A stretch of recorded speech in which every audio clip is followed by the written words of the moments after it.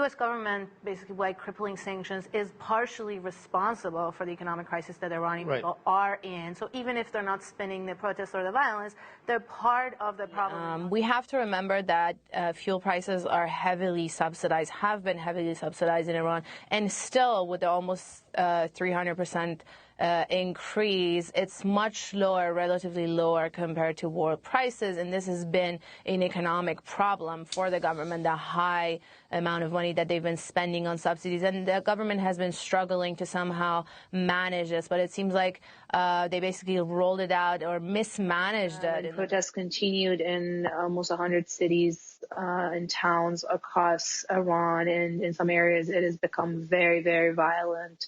On both sides, there's been a lot of vandalism in different towns. And no one's reported over 1,000 except for a few political groups outside the country. And for the State Department to come out with a number like that without any sourcing, without any backup from credible human rights organizations who are doing professional work documenting this, it's just...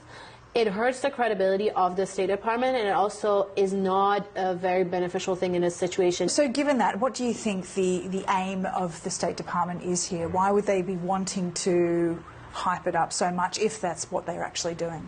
Well, it's been the policy of the Trump administration since President Trump came into office to portray Iran as this super bad actor.